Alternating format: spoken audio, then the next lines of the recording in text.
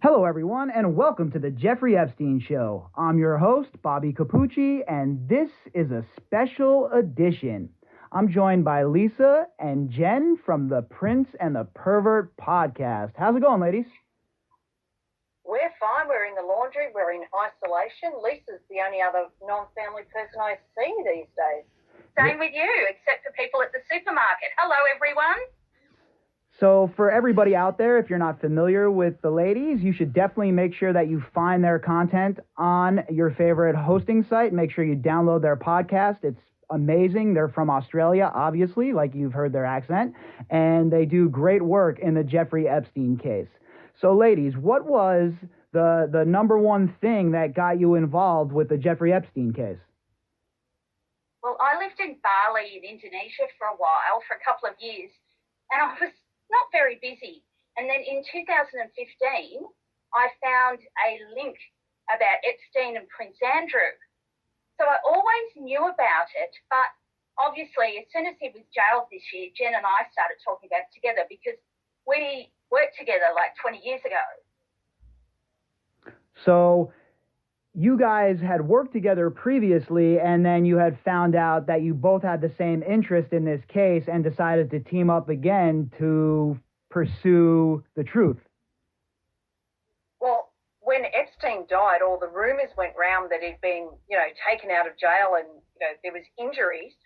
I was still awake. It was about 1 o'clock in the morning. Yep. Lisa was still awake. We just blew up Messenger. There was another journo that we used to work with. Lisa and I both worked for Fairfax, which is an Australian media company that isn't tabloid, I suppose would be old legacy, serious broadsheet. Not owned by Murdoch. Not owned by Murdoch, let's just say that. So us three journos were sitting there just firing off messages to each other. No sleep was had that night trying to work out, did he die? Was he alive? Was someone sent in?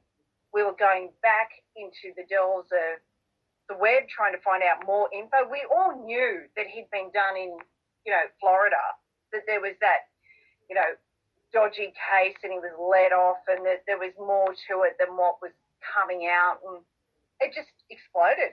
And that's the genesis of our podcast, the Prince and the Pervert podcast. And now, of course, being that you're from Australia, a Commonwealth, stuff like that, the Prince Andrew angle must have been very interesting for you ladies. Well, the Queen is the head of our country, supposedly. And something a lot of people may not know is she sacked our Prime Minister in 1975. And I still remember that. My mother, I was only a little one. My mother swore at the television when he got sacked. The only time I've ever heard my mother swear, and that ignited my, thing for politics. With me, it's injustice. If there's one thing I cannot stand, it's injustice. And this case absolutely seethes with it. Yeah, this case is definitely one of those cases where you look at it and you can't help yourself to be enraged. My blood pressure raises on a daily basis more than it should. I get so agitated just thinking about all of the people that had to be involved for so long for this to go on. And as a man and as an alpha male, obviously, it makes me just so angry to think that people were around and they knew what was occurring and nobody throttled this guy. That's the thing. So many people knew. Cindy McCain has admitted they all knew, but didn't know what they could do. And also there is that woman who says that they need to look at Cuomo's, is it?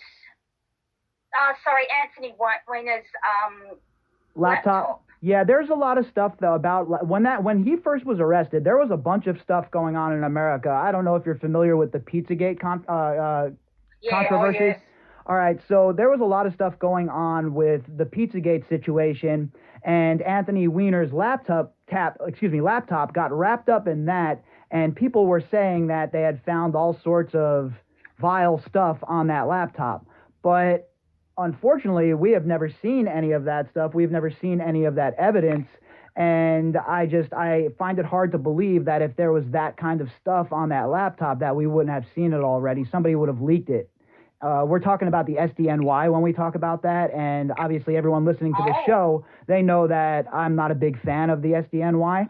So I don't have any faith that they're going to do the right thing, but I think that one of the police officers or multiple police officers probably would have leaked some of that information if they had it, in my opinion. So, okay then, do you think anything will come out of that New York investigation? You know, I would like to say that I think there's going to be movement from New York, but I don't have any faith in Jeffrey Berman, and I certainly have no faith in Maureen Comey. You know, it's sad to say that, too, because the SDNY, the office that we're talking about, these are the people that were responsible for destroying the mafia in America. So they come from a storied office, a storied section of the Justice Department, and still they can't muscle up enough intestinal fortitude to go after some of the biggest scumbags ever. So when Berman called out Prince Andrew in front of Epstein's house, was that just a song and dance show to distract us from the fact that they're doing nothing? You know, I don't want to speak for Attorney General Berman. I don't really know what his motivation is. I don't know if it was a tactic. And see, that's a big problem for me, because he shouldn't have said anything. He should have just kept his cards close to his vest and kept it moving. What he did was he alerted Andrew to the situation, and the Joe Exotic of the Windsor family went and assembled that law team. That is incredible. The Joe Exotic of the royal family. But he is. He's the mullet boy. Yeah, he's the tool. He's the guy that, you know in Joe Exotic when he says, "I'm never going to recover financially from this." That's what I think of Andrew saying, standing in front of the mirror every single day, but not saying financially, obviously. No, that'd be Fergie's line. She's all about the money. But she's being used to distract us as well.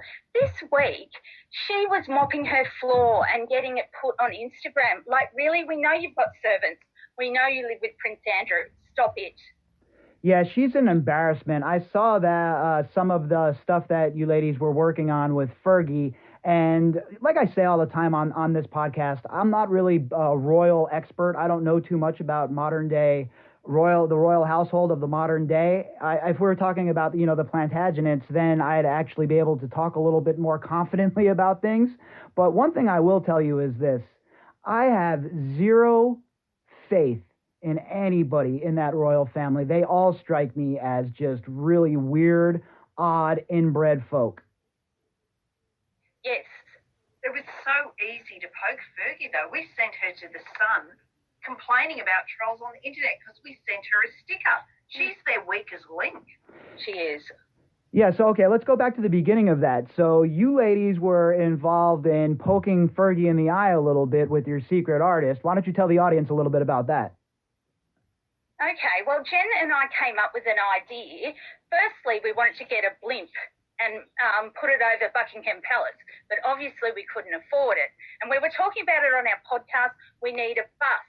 Now, after we said that, Gloria Allred actually got a bus with Prince Andrew's face on it. We are influencers. We accept this role. We're going to claim that one was ours. That's funny. But then we started designing stickers and put up a store because people were saying, hey, we want to buy this merchandise. So we decided any proceeds we make from our Threadless store, which is EpsteinThreadless.com, go straight to Virginia Roberts Gruffet, a survivor's foundation. So we did this, cute little video of us going through saying how easy it is to buy one of these stickers. And Lisa came up with a great idea. Let's send it to Fergie. So, of course, we have Epstein's Black Book. We have Fergie's work address. So we sent it to her. And then we got the email that the stickers are on their way. Sure enough, bang, the Sun reports this beautiful story, which even had the word pedo in the headline. Or pedo. Pedo, yeah. Depending on whether you've got an Australian or American accent. Yeah. Blasting sewer living trolls, giving, We need to learn some respect for Andrew. And, just because he knew Epstein. And then we came in to record Our podcast. And that's what the story was saying. We walked out an hour or so later, and the story had been updated, and it was all about Fergie being worried about trolls on the internet upsetting Meghan and Catherine and Harry, and it was a complete rewrite of this story. Luckily, we had screenshots, but we poked Fergie enough that she went screaming to the Sun, probably got paid for the story. And also, we can do like low-level annoyance to these people. We sent the journalist from the Telegraph who writes these love-ins for Prince Andrew all the time. We sent her a notebook with a photo of Prince Andrew on the front, and it's just a caption that says coronavirus.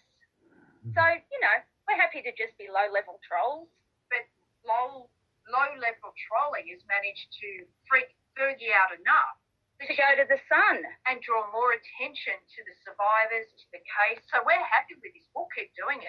The other thing is also, no one was really talking about Andrew online around the time the stickers arrived.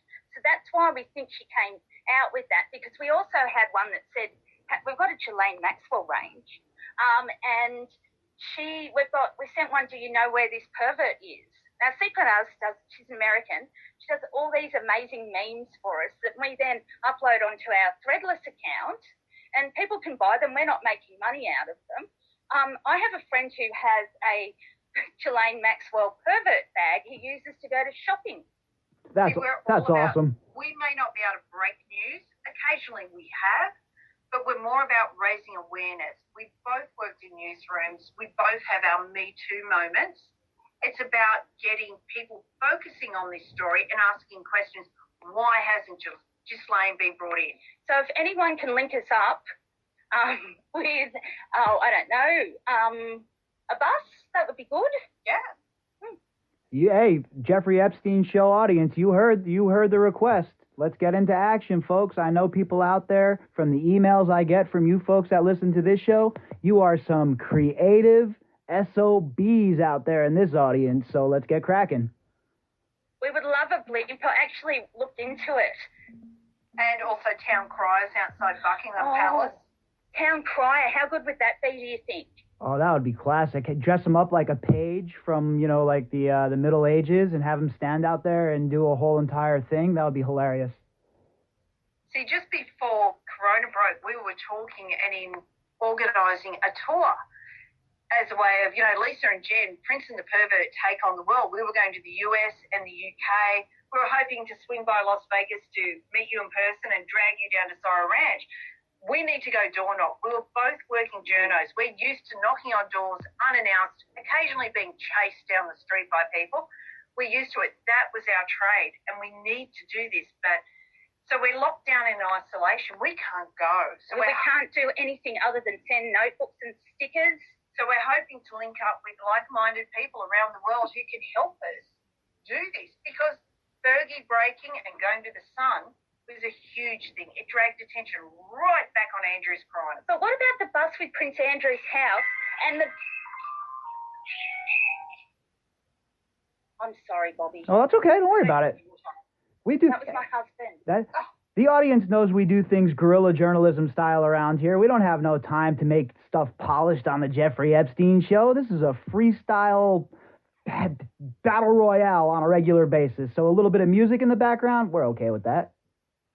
Do you know that was the theme to Succession? Yeah. That's my ringtone. Oh, I was waiting for Kendall Roy to come into the studio and tell me what the deal was. Well, we also record in a laundry in a backyard in suburban Australia. So, yeah. Yeah, I have my... We get the dogs barking and the chooks. I tell you what, I have my spare bedroom is converted into a studio right now. And obviously, I live in the city. So it's funny, I have a fire station maybe 500 yards from my house. So you'll hear the fire engines going off all the time when I'm recording, and it cracks me up because I just leave it in there. I don't even bother going and editing out. What's the point, right? Well, I heard the story the other day, or maybe it was this morning, that you were flogging $20 notes to the gardener to go on the other side. I'll tell you, that's an old school Italian trick there. This guy was out here, he was whacking the hell out of the plants, and I appreciate the good work, obviously, and I want the place to look nice, but I didn't want him to, feel like I was kind of ordering him, so I showed up out there with a 20, crisped up nice in my hand. I gave him a little head nod. And in better times, when we're not dealing with the coronavirus, I would have had it curled up in my palm and just gave him a shake of the hand and, the typical Italian transaction. But this time around, I had to, kind of wave him down. And I was like, I'm trying to work right now. Can you go to the other side of the building or apartment or, townhouse area? And I'll throw you $20 to do it. And boy, let me tell you what, he was happy to do it. Wow, that's incredible. So basically, Jen and I want to take this further, but at the moment, all we can do is podcast on the Prince and the Pervert. But I do think it's so easy to make your own merchandise, and a lot of these people have big egos, and they can't even handle the smallest amount of criticism. But what I loved about Gloria Allred's Prince Andrew bus, telling him to go to chat to the FBI, and they had the number of the FBI on the bus. She picked the one that went past Prince Andrew's Buckingham Palace, and he lives there some of the time. It goes past there on an hourly basis. Yeah, I'm not, Gloria Allred has never been one of my favorite people, but one thing I have found out in this case is, boy, this case makes for some unlikely bedfellows. I have made some allies in this case that probably would have never even spoken to me before, to be honest with you, because I'm a pretty brash person. I have a lot of opinions, and I'm not the kind of person that's ever going to be told how to think or how to speak. So if I don't agree with something, I won't just, act like I do to make sure there's no waves. I'm pretty abrupt and pretty forward with things, so. Well, you and I should get on well, because I'm very to the point and it can be abrupt. And I hate people. Yeah, I'm not a big fan of people either, to be honest I'll be honest with you. So, well, I suppose then being in quarantine has been good for you both. Yeah, I've been preparing for this my whole life. There's a reason I do long-distance backpacking. Yeah, the endurance, for sure. Yeah, and you know what? I like being alone. I'm not a big fan of... I spent my whole life being in big groups. Right out of high school, I was working at the Joint inside of the Hard Rock, putting on concerts, the biggest concerts in the world. So I was always around thousands of people. And then from there, I moved into the financial sector, the gaming division of the financial sector. So again, always around a bunch of people. And I've always had a management position as well. So I've always been forced to put on a happy face. Now, I sit around the house and I do whatever I want. I'm not forced to deal with people. This is kind of nice, honestly. I wish I can go to the, different places than the store, but, I guess we have to deal with what we're dealt. Well, it's hard for me because I'm a massive extrovert, but we will get through it. Yeah, exactly. Like everything else, this is going to pass, and when it passes, it'll be another distant memory for all of us. Some of the best advice I've ever got in my life is from my father, and he said, when this is all over, it'll seem like just a minute. And what he meant was, no matter how good something is or how bad something is, when it's all over and done with, it'll seem like just a minute. And he's right. When Carrie was diagnosed with breast cancer, and I got hit with that shock the day we were sitting in the doctor's office when we were called in for her results, and I felt overwhelmed. I really didn't know what to do. I didn't know where to start. My whole job as her soulmate and the person who loves her is to protect her, and I was in a position where I couldn't do that. So I thought back to what my dad had always told me about, when it's all over and done with, it'll be just a minute. And that's exactly what got me through the whole entire ordeal with Carrie, just knowing that there's going to be light at the end of the tunnel. And that's the same situation we're in worldwide right now. There's light at the end of the tunnel, but sometimes it's hard to see that. But it gives us time to research, to go and find more info that, normal life would have meant that we didn't have the time to do. Excuse next door, that dog. It is the absolute biggest problem we have when we record. Hang on, it could be Mossad coming calling. Hang on. No, we're just kidding. But, we do. We record here from Jen's Laundry. So it's a small operation that we run, but we really do feel like you're really passionate about the Prince and the Pervert. We're not here to make our names, or we're not here to earn money. We're here for the victims, the survivors. I'm going to start calling them survivors. The thing is, Lisa and I have already had our professional careers. We've already made our names. We have nothing more to prove. This isn't about money. This is about they are women. They were children. They're now women. They were caught up beyond our scope of experience, but we could understand what they went through. It should not have happened. We need to fix this so it doesn't happen to our own daughters. And the other thing you always say, Bobby, it is at the end of the day, it's what matters, and their stories, and everything that has been said by Virginia has checked out. She's not making stuff up, Virginia Roberts-Giuffre. I suppose she's the most high-profile survivor at the moment. Yep, 100%. She's in that photo. Yeah, she's the most high-profile survivor without a doubt. She's the one that's really harnessed social media to her favor, and it's really done her well, because what has happened is that we are legion now. It isn't one or two people. There are thousands of people that are demanding justice in this case. And when I say thousands, that's not hyperbole. There are, I can't even be, it's a full-time job to answer my emails at this point, ladies. A full-time job. Yeah, I feel like that too. I said to Jetty recently, we need to get someone to do our emails and some of our social media, because it's a 7-day-a-week job. Easily. Yeah. You want to do it properly. And then, you know, of course you don't want to miss things. You're in the middle of researching things. You'll look at an email and you'll be like, oh, I'll respond to that, and then you totally space it. And you're like you said, it's a full-time job, but it is the outcry of support for these survivors at this point. There's a lot of it, and coming from all corners too. It doesn't matter your political bend. One thing that I've noticed lately too is a lot of the Trump supporters, the QAnon folk, have really jumped on board, and they're really. It seems like these people on Twitter, especially, are supportive of Virginia's cause, and I was kind of shocked by that, because how critical we all are of Dershowitz and how Trump was an enabler as well. So it gives me some hope that people are starting to understand that this isn't tribalism. This is real life. These are real girls. These are real stories, and we need real results. It's always been beyond party lines, especially for us. We have no skin in the game with American politics. The main linkage here is the abusers are male, except, of course, for the call for and Ghislaine. It's a male issue. It is not a Democrat, Republican, and a female issue. It's a human issue. It's a human issue. Yeah. But it isn't, the goodies aren't one side of the political party, and the baddies aren't the other side.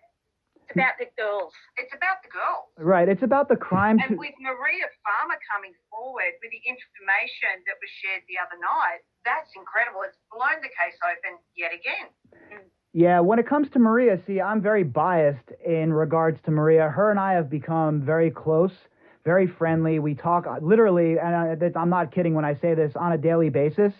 And I really appreciate what Whitney did here. I really appreciate the fact that Whitney is so reliable and provided enough comfort for Maria, who has been treated very, very badly by a lot of journalists and a lot of outlets.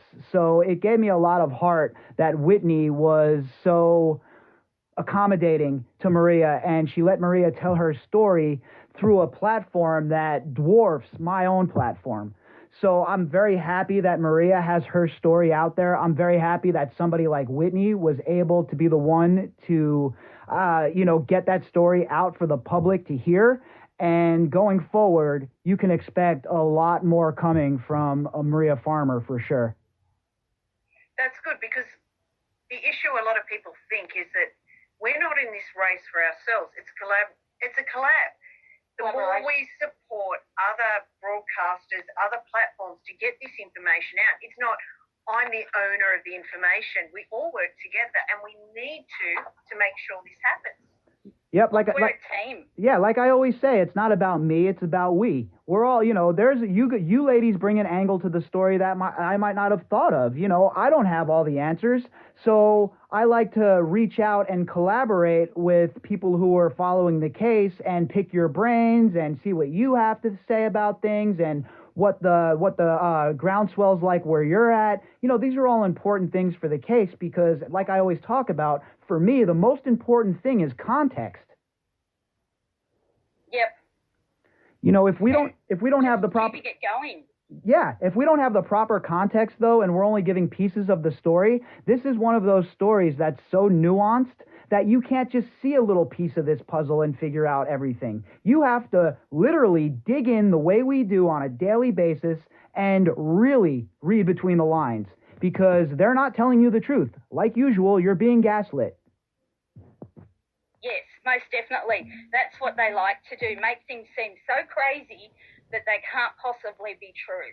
Yeah, and that's what they did right away when Jeffrey Epstein died. They started launching into the whole anyone who's asking questions is a conspiracy theorist, et cetera, when in reality, we all know that many coincidences could not have occurred. Come on, nobody believes that. Nobody believes that.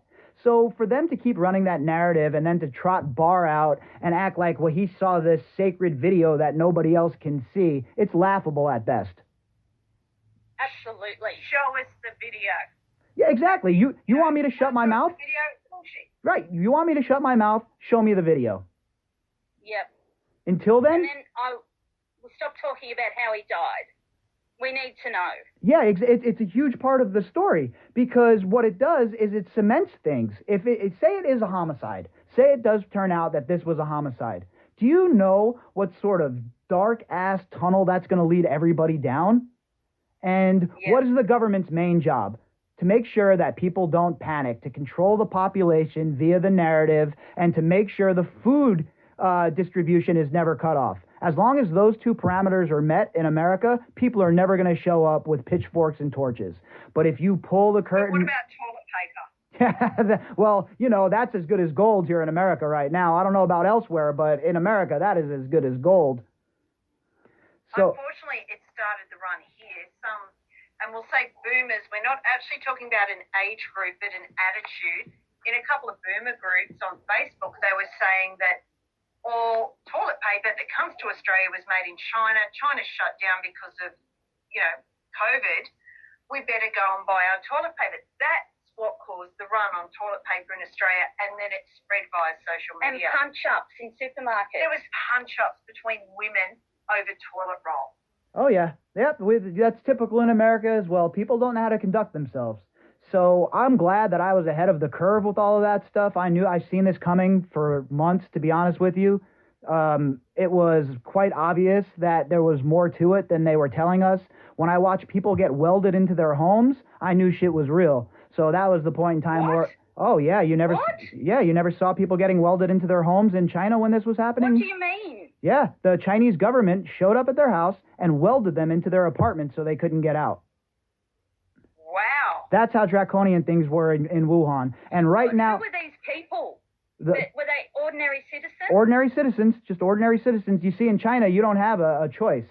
If the CCP decides that you're getting locked in your home and welded in your home, then you're getting welded in your home. And there's no... Frankly, they should do it here in Australia. There's idiots who are going to the beach and wandering around like it's just an extended holiday. Yeah, but they can't do it carte blanche to everyone, can they? No, but I know in China, the amount of food deliveries went through the roof. They organised, even McDonald's was being home delivered, so there was no physical contact. We saw a lot on TikTok.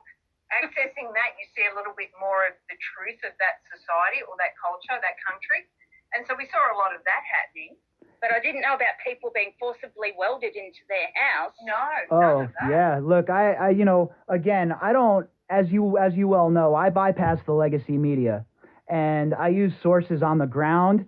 And what was going on? What was going on in China at the time when this all? See, let's back up a little bit. I don't want to get too much off the topic of Epstein, but the first case of pneumonia was November 17th in Wuhan, and they didn't report. Okay. They didn't report that there was anything seriously going on until like January 14th. So they closed down travel in their own country, but they were letting people leave from Wuhan to go elsewhere during the Chinese New Year. And the WHO was working hand in hand with them to cover this all up. And this is all factual. And you know the way I go through the daily drops and break it down? Yep. I did the same exact thing in the first COVID episode that I did in the other podcast, where I laid the groundwork for China and the WHO working hand in hand to lie to the rest of the world. So again, that just goes into the overarching point we're making in the Epstein case, that the legacy media cannot be trusted. For sure. So Absolutely. now, when it comes to your investigative style and the way you two ladies go about your business covering this Jeffrey Epstein case, did you pick a lot of that up when you were working as journalists previously, or is the brash approach something that's a little bit new? Oh, well, look, Jenny and I, there's a saying in Australia, like, we're stirrers from way back, because we worked in an entire newsroom full of men who, in power, who used to harass us very badly. And so Jen and I we had to work around them. So my background is also not only journalism, but government, specifically public affairs.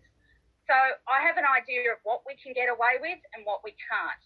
So that's why we've got a pretty good news sense about what is news, but how would you describe it? It's definitely collaborative in what we do, but we do different things.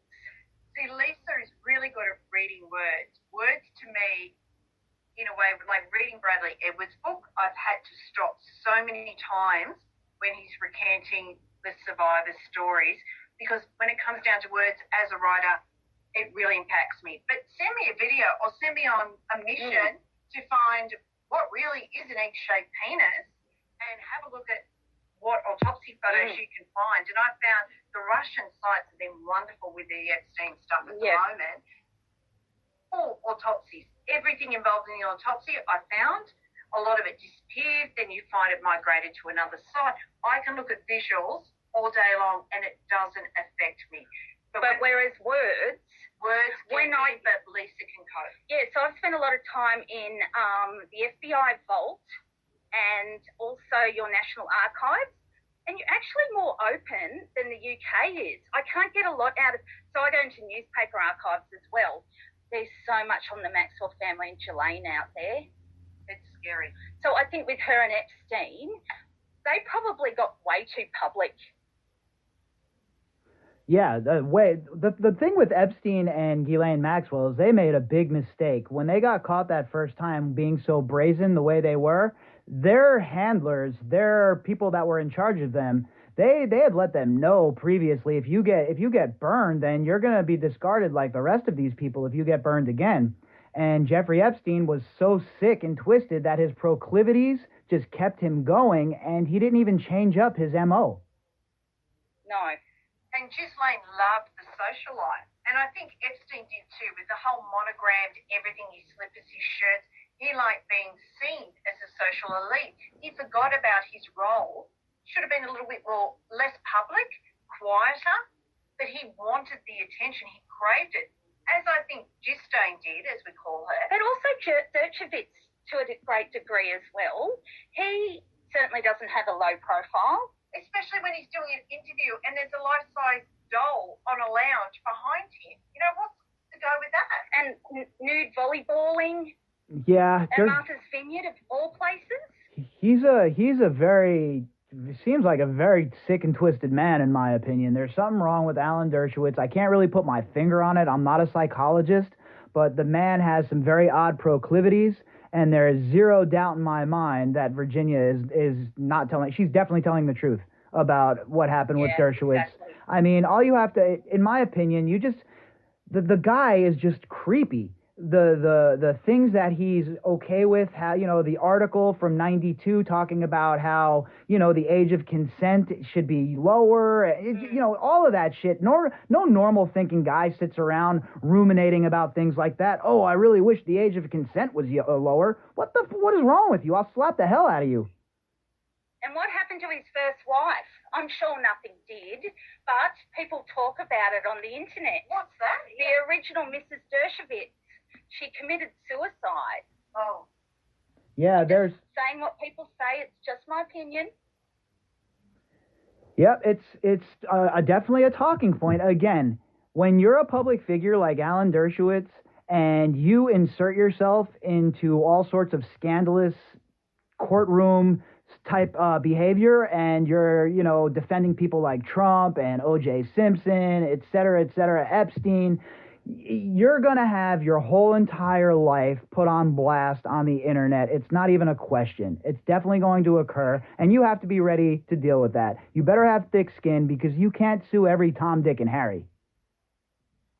The optics of him going and representing Trump recently, we were just like gobsmacked, just like, what's Trump and his team thinking getting Dershowitz in after he's been, the thing has been pointed at him as an Epstein associate. What the hell was Trump thinking? Yeah, but I don't think he cared. He just knew that he's the #1 constitutional lawyer. You know the crazy... but it's also because we're out of American politics. It's no skin off our nose what happens over there, just watching it from an outsider. And we're probably getting different news sources as well. It was just the weirdest thing. It was so weird, the optics. Yeah, and the craziest part about that, and I stated it earlier when we talked about Dershowitz on one of the podcasts a few weeks back or whatever. Trump had such an ironclad case that whole entire impeachment stunt that they tried to pull was so ridiculous and had zero chance of actually ever going anywhere that he didn't even need Dershowitz there to defend him. All it did was bury him optically and lose support by people who might have nominally supported him, but seeing that he's working with Dershowitz have been completely turned off. So it was a very odd move for Trump to make, and it was a move that didn't even need to occur, honestly. There are so many good constitutional lawyers in America, and the case that the Democrats brought was so terribly weak that it didn't take someone like Dershowitz to beat the case. And I'm not saying that Trump wasn't in the wrong or, that's for another conversation another day. I'm talking about strictly how the law sees it. And there was zero chance that they were going to garner the support to get Trump impeached. So it was a stunt, right? Why are they busy doing that kind of shit, trying to impeach Trump, when we have an actual child trafficking ring going on and they don't have one single congressional hearing to hear from these girls? Exactly. That's what we're sitting over here in the bottom of the world going, what the hell are you doing? Why aren't you chasing this down? Exactly. They should have... What about... Sorry, I was just going to say, Pelosi's daughter said that some of our favourites are going down. That was her, wasn't it? Yes, that was. And what she means by that, her quote was, well, when this all breaks, some of our faves are going to go down. And we've talked about her faves. And again, I'm not trying to get political with this case because it's a go nowhere proposition if you want to get political here. There are plenty of bad players on both sides of the aisle. But Pelosi's daughter was saying that a lot of our favorites are going to get caught up in this, and she meant people like George Stephanopoulos. She meant people like Katie Couric. She meant those kind of people, the very famous people that were associating with Epstein even after his first arrest are going to be outed by his second arrest. And she was more concerned about that than she is about justice for the survivors. And that's just typical of these people. And when I say I'm at war with these people, I mean all of the establishment. Seriously, who gives a? These people shouldn't be associating with him. Why is anyone trying to cover up for them? Exactly right. If you're hanging out with Jeffrey Epstein after the first arrest, after the first conviction, you don't have a leg to stand on if you're trying to defend your behavior. You're hanging out with a known pedophile, a known sex offender, a known child predator, and yet you're still going to his house for some dinner. You're still going to his house to associate with him. You're flying across the Atlantic Ocean to break up with him. Exactly, and having to stay at his house for 5 days to break up with him. Hello, Prince Andrew. And the worst thing about that is, that Prince Andrew's people could have picked up that phone and called any hotel in New York City, and Andrew would have had a suite, maybe even a whole floor for himself. But he chose to associate with Epstein. He chose to stay at Epstein's house, and he chose to become the Joe Exotic of the Windsor family. That's all his doing. Nobody else's fault. And it's interesting that they were photographed walking through Central Park as well. It's as if the Epstein crew was still manipulating him and getting more, I suppose, blackmail on him. Oh, look, if anyone thinks that they stopped for a second with their blackmail operation, with their honey trap operation, they're being naive. This operation kept going all the way up until Epstein was arrested the second time. I have that on good authority. I can't discuss exactly who told me that, but I have it on good authority that his behavior continued all the way up till the second arrest. Yep, definitely. Totally. Well, from Australia, we'd love to thank you, Bobby. You've been our every morning update, our every evening. My kids know that when I stumble out of my room with my espresso in my hand, they are not to say a word. They know I'm listening to my American, they've dubbed you my boyfriend. I love it. They know, do not interrupt. Mummy's listening to Bobby. You've been getting this news out. It's been a fantastic resource for everybody. And you provide such good leadership. That's what we need. We've got to have some focus. I've always been the kind of person, if I'm going to get involved in something, I'm not going to be led around by, people that I don't trust or muckrakers or people who want to be the story instead of report the story. I've always been the kind of person to blaze my own way, and that's the sort of style I've brought to my reporting of this case. And like I always tell you, ladies, I just try and do my little part. I'm just like everybody else. I'm just a pissed off citizen of the United States of America who happens to have a bit of a platform now. And when it comes to this case, I have completely removed my own personal feelings when it comes to looking for personal gain or any of that, trying to build my profile for later on down the road. In fact, I've probably burned a lot of bridges when it comes to moving forward after this case. There's going to be a lot of outlets that won't want to have anything to do with me, and that's fine. Because, like you said, it's that important, and if I can do my little part to rally whoever may be listening and to bring us all together to keep pursuing justice and to keep things in focus, then that's what I'm willing to do. And I'm here every single night since October 1st. I haven't missed a single day. That's birthday, that's Christmas, that's New Year's Eve, that's Thanksgiving, that's Halloween, and I plan on doing it until this case comes to a head, because anything less at this point would be me giving up on the survivors, and enough people have already done that, and I will never, ever be counted among those people. Because it's not us, it's the survivors. It's not us in the spotlight. We're not doing it for ourselves, for fame, definitely not for fortune. It's about the survivors and making sure that some justice at some time happens. Exactly. Like I said, I've been talking to Maria for a very long time, and her and I have had some very intimate conversations. And I sat on all of the stuff that we've talked about for months because we talked in confidence. And this has always been Maria's story to tell. And I've always been very adamant about that with her. I never wanted her to rush onto the podcast or anything like that. I always wanted her to tell her story the way she wanted to tell it. And the way she needs to tell it. Exactly right, because it's nobody else's story to tell. It's not Vicky Ward's. It's not the New York Times. It's her story. And now that it's all coming to light, and she is actually on the record, and things are starting to move in the direction of pulling the curtain back to really expose who the Wexners are. Like I told her, there is zero chance that I'm going anywhere. I'll be there with her, shoulder to shoulder, standing firm, and when push comes to shove, I am not the one that you want to be standing across from in that ring.